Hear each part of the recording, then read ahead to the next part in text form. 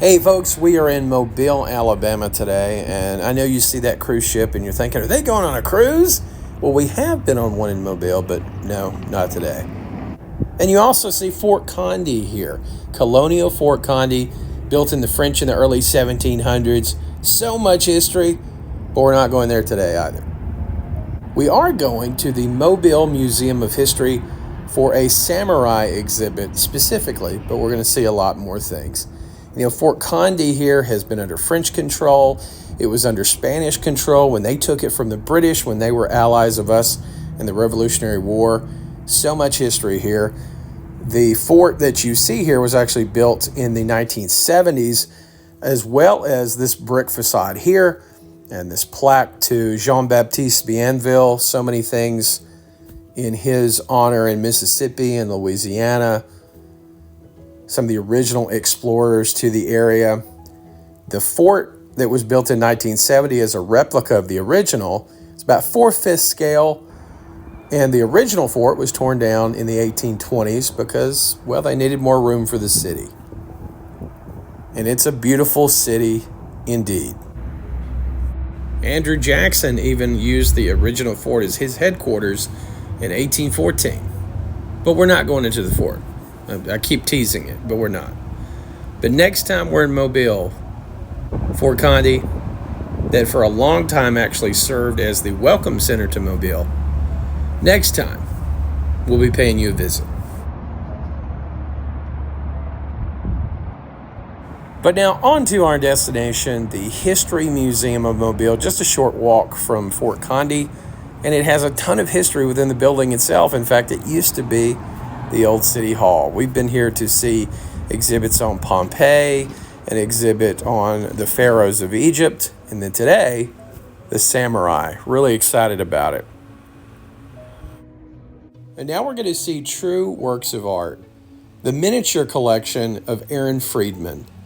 And Mr. Friedman designed these 8 miniature houses as kind of a hobby. He had sold his business in the 1970s, and at the behest of his family was looking for something to occupy his time. His daughter-in-law recommended that for his oldest granddaughter, he make a dollhouse, and these truly exquisite works of art came to be. It took on a life of its own and occupied a significant portion of the last 20 years of his life. His wife would collaborate with him on the designs. She would design the rugs that you see at the home. Everything is hand-sewed, painted. The siding on the homes are made of real wood.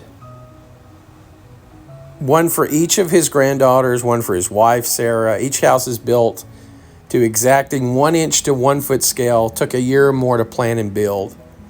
And 2 of the houses that you'll see are actual homes in the Mobile area. Each house has siding made of real wood, real fired bricks, hand-cast stone tiles, roof made of asphalt or clay tile shingles or metal panels, doors and windows all open and close, a working electrical system. All of these homes light up. All of these tiny accessories, so well thought out. Really cool. And that one had been a hobby, a passion project for Mr. Friedman. The family was able to donate to the museum, and now people can continue to enjoy them. All the hours and hours of work that went into these. Really unique, unlike any dollhouse that you're ever going to see. And as we peek in each of these rooms, so intricate down to the last detail. And as we see in the bedroom of this house right here, we're going to see a familiar face for the Friedmans at the very least, as we go into the bedroom here and look at the picture behind the bed.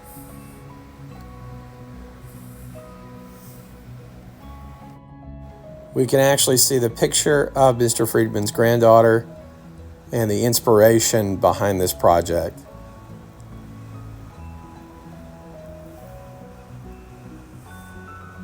And now we could see Mary Ann, the goddess of liberty, a statue that once stood on the Mobile County Courthouse. Until around 1916, it was damaged by a hurricane. The museum was able to acquire it in the 1970s, sat in storage for a long time until they could find a pedestal befitting its grandeur. And you see all the historical plaques, the fact that this was a city hall. This was a marketplace in through here. This would have been open air, much of this, surrounded by some of the city buildings. So you would see all sorts of things being bought and sold right here. That's now a museum. So the next section we're going to look at is the Rutherford Carriage Collection. I find this pretty neat. I love these old carriages. It was the collection of Dr. Charles Rutherford. He was a physician here in Mobile. And when he wasn't practicing his medicinal craft, he was acquiring, repairing, displaying these antique carriages. It was the thing he truly loved to do. Now, of course, we don't drive around in these carriages today, but if we did, these would be the ones that we would want. Some of the more ornate carriages, you can tell, are more like the limos of the day. You wanted to look fancy to get you to and from maybe short distances in town. And those that were more built for everyday use, you would see a lot more intricate suspensions. Also in the collection, we see carriages that had very specific purposes, like this yellow one, for instance, was a mail carriage, and it was fitted to help the mail carrier. And now if you're wanting a sports car of the carriage world, well, this one right here, this two-seater, would be right up your alley. You would turn some heads, that's for sure. Turn some Victorian heads, if you will. I always like to come by this last piece that's in here by the carriage collection. It's a piece of what used to be the customs house here in Mobile. You look at this ornate iron bar. It was part of the gate system at the U.S. Customs House. It was saved. And as we go upstairs and getting closer to the samurai exhibit, we see some of the many ornate portraits that have a connection to the Mobile area that have been donated over the years, including one of the Vanderbilts.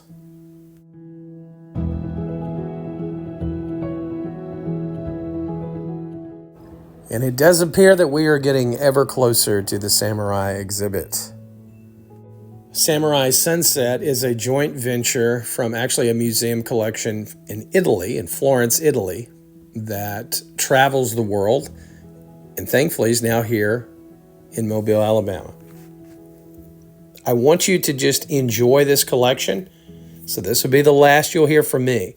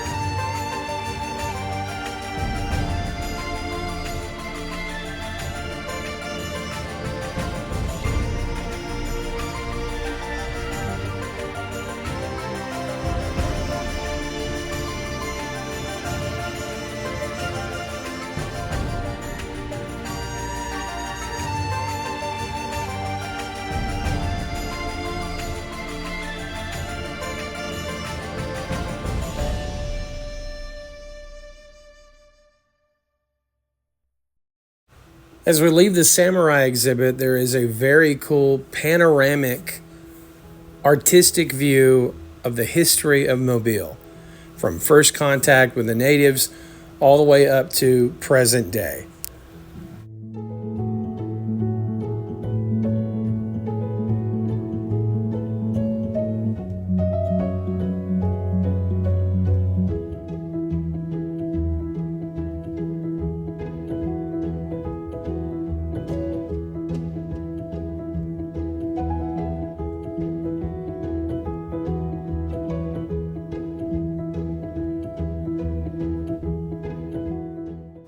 I do hope you brought your beads because our next section is about Mardi Gras.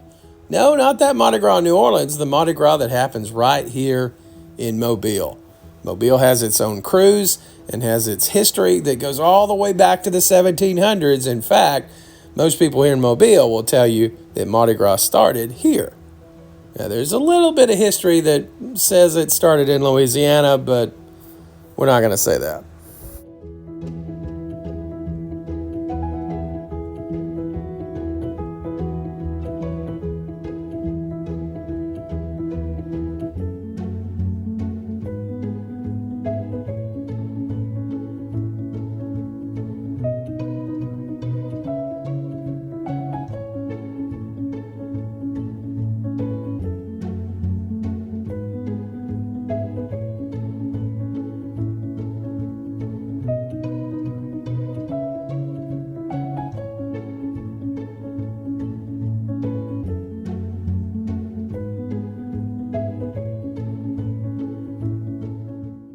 And the next section deals with the extensive military history involved in the city of Mobile. Not only was it an important part of the Revolutionary War, War of 1812, an extensive history involving the Civil War.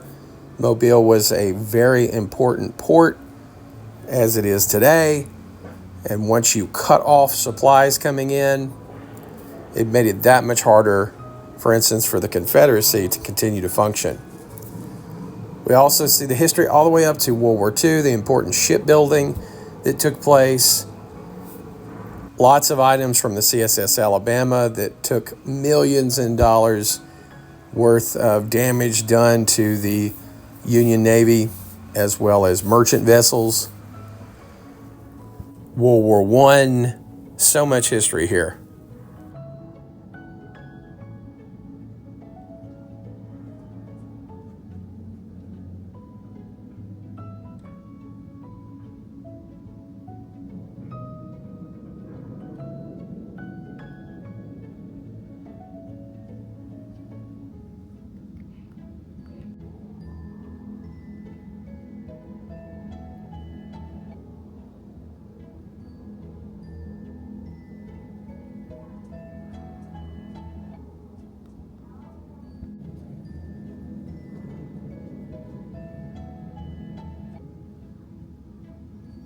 And this is one of the coolest exhibits, I think. It gives you that inside view of what it was like for the men to be in these early submersibles, just cramped.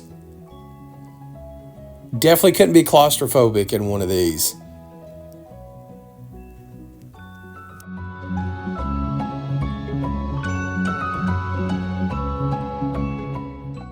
And our final collection we're going to look at today is the story of Mobile itself. How it started, the growing pains, and where we hopefully are today.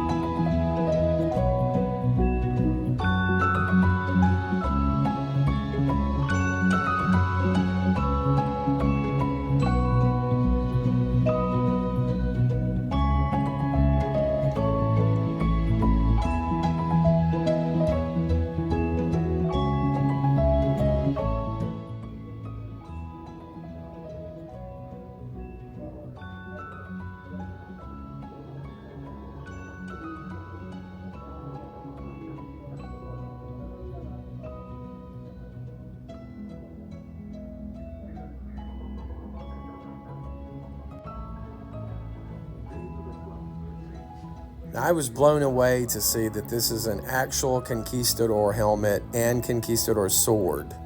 Not replicas, the real thing.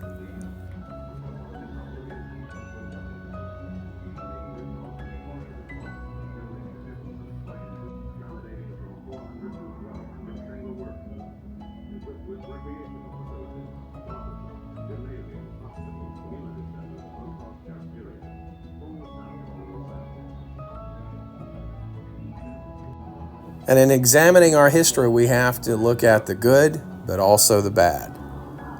This section highlights the impacts of slavery, how important it was to the economy of the South at one time, and how this heinous, horrible thing had to go away.